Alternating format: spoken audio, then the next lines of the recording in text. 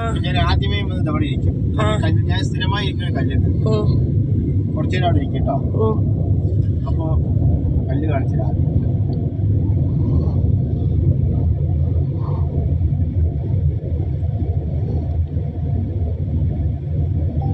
ഇനി കല്ല് കാണാൻ പോണ്. ഞാൻ കല്ല് കണ്ടിട്ട് ബാക്കി പറഞ്ഞോ. കല്ല് അപ്പോഴായാലും കാണാലോ. ഞാൻ അവിടെ ഇരിക്കുമ്പോ ഒരു വയസ്സായ ആളുകൾ നടന്നു തരാം. വീടിനകത്ത് തന്നെ മൂപ്പർക്കുമാരത്തിനകത്ത് വീടുള്ളൂ. 10-20 പശുണ്ട്, 10-12 പോത്തുണ്ട്. അപ്പോ ഒറ്റയ്ക്ക് പാല് 2 വലിയ ക്യാനില് പാല കൊണ്ടുവന്ന് വഴി നിൽക്കുന്നു. അവിടെ അതിനകത്താണ്. പറഞ്ഞോ. അപ്പോ മൂപ്പര് വീട്ടിന്റെ ബാക്കിൽ ചുറ്റും ആന വരും, കടുവ വന്നു. അപ്പൊ ഞാൻ പരിചയപ്പെട്ടു പോകുമ്പോൾ കുറെ നേരം സംസാരിച്ചു പോകുമ്പോൾ ഞാൻ കമ്പനി പാപ്പച്ചാണ്ടെന്ന പേര് പാപ്പച്ചാൻ പോയേക്കാണ് അതിനകത്തന്നെ വീട്. ശരി പറ. ഞാന് വളരെ സൗഹാർദ്ദപരമായിട്ട് ഇങ്ങനെ സംസാരിക്കും. ഈ കാട്ടിലുള്ള അങ്ങനെ ഒറ്റയ്ക്ക് അങ്ങനെയാണ് നിന്നെ പോലത്തെ 2 പെണ്ണുങ്ങൾ, 2 പെൺപിള്ളേരാണ് അവർക്ക്. ഈ 2 പെൺകുട്ടികളും ഇതിനകത്താണ് ജീവിച്ചത്. ഈ കല്ലാണ് ജീവിക്കുക. ഈ കല്ലിലെ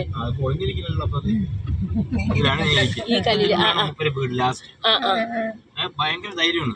2 പെങ്കുച്ചങ്ങളും ഒരാളിപ്പോ സെക്രട്ടേറിയറ്റില് വർക്ക് ചെയ്യുന്നു, ജോലി കിട്ടി. ഒരാള് കൊടുവായൂരില്. അവരുടെ പോത്തുകളായിരിക്കില്ല.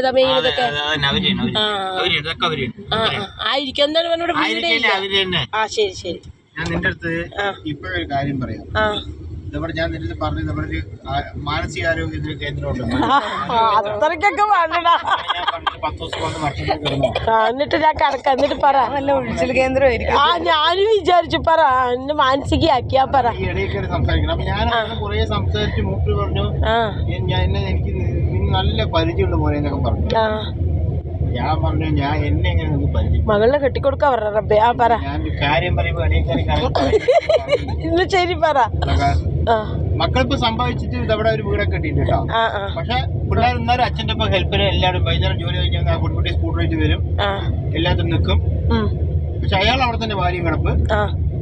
ഒരു മകളുടെ കല്യാണം കഴിഞ്ഞു തിരുവനന്തപുരത്ത്, ഒരു മകൾ ഇവിടെ താമസം. അവിടെ വൈകുന്നേരമൊക്കെ അച്ഛനമ്മയുടെ അടുത്ത് അങ്ങോട്ട് പോകും. അവരൊരു സേഫ്റ്റിക്ക് വേണ്ടി ഇവിടെ ഒരു വീട് കിട്ടിയിട്ടുണ്ട്. അപ്പൊ ഇതൊന്നുമല്ല കഥ. ഇനിയാണ് കഥ ആരംഭം. പുള്ളിക്ക് അപ്പൊ മൂപ്പര് ഞാൻ ഒരുപാട് സംസാരിച്ചു. ഞാൻ ചോദിച്ചു നിങ്ങൾ വീടോടെ ചോദിച്ചു. അപ്പൊ മൂപ്പര് എന്റെ വീട് ചോദിച്ചു. ഞാൻ അങ്ങനെ മുടക്കുണ്ട് വടക്കേക്ക്. മൂപ്പര് എന്റെ തറവാട് ഇളവമ്പാടം. പണ്ടായിലായിരുന്നു ജനിച്ചു വളർന്നത്. ഇളവമ്പാടം തറവാട്. അച്ഛന്റെ പേര് എങ്ങനെ? മൂപ്പര് എന്റെ അച്ഛന്റെ പേര് ചോദിച്ചു. ഞാൻ പറഞ്ഞു എന്റെ അച്ഛന്റെ പേര് മൂപ്പർക്ക് അറിയില്ല, തൃശ്ശൂരാണ് പറഞ്ഞത്. തൃശ്ശൂരാ? മൂപ്പര് പറഞ്ഞു എന്റെ മുത്തച്ഛന്റെ പേരെന്താ ചോദിക്കാം. കറപ്പാണ്ടി. എന്താ പേര്? പറയുന്നേക്ക് കേക്കുണ്ട് പറ. കരപ്പാണ്ടി. പറ. അപ്പൊ മൂപ്പര് എന്റെ അച്ഛന്റെ പേര് മാമച്ചൻ. ഇതാണ് മനോമിത്ര കേട്ടോ.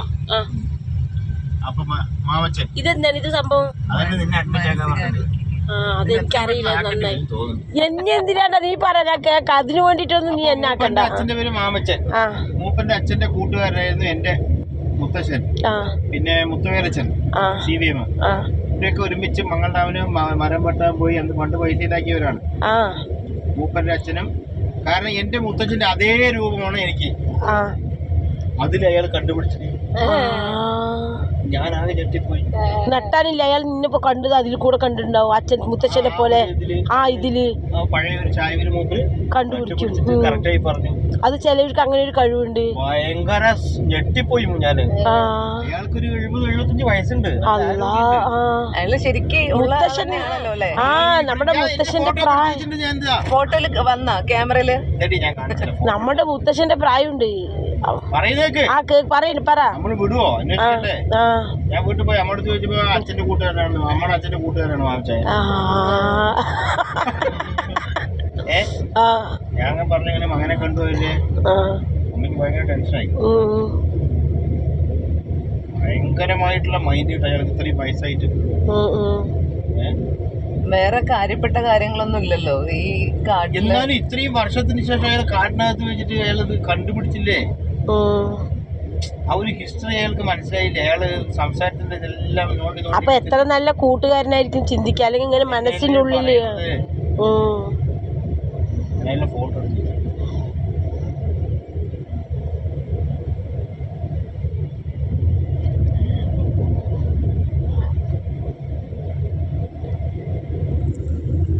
ഇതൊക്കെ കടുവേറങ്ങുന്ന സ്ഥലമാണ്. കഴിഞ്ഞ വർഷത്തെ നമ്മുടെ ബർത്ത്ഡേ ആഘോഷം ആ എല്ലാം ഉണ്ട്. ആ കണ്ട് കണ്ട് അതാ അന്ന് ഡിഗ്രി പഠിക്കുന്ന കുട്ടി. ബാബോട്ടിനൊന്ന് വരണമെന്നുണ്ടായിരുന്നു. എല്ലാ ഫോട്ടോ ഉണ്ടല്ലോ അപ്പോ. പ്രജീവിന്റെ അടുത്ത് എല്ലാം ഉണ്ടോ കൂടി നമ്മുടെ അന്നത്തെ ഗെറ്റ് ടുഗദർ മുതൽ എല്ലാം ഉണ്ട്. പ്രജി എല്ലാവരെയും കൂടെ വിളിച്ചിട്ട് ഒരു ഗെറ്റ് ടുഗദർ നടത്തണമെന്നുണ്ട് സാലറി കിട്ടിയിട്ട്. ഇവിടെ പ്രിൻസിപ്പൾ ആണെന്ന് മാത്രമേ ഉള്ളൂ, പക്ഷെ സാലറി കൊടുക്കണില്ലല്ലോ.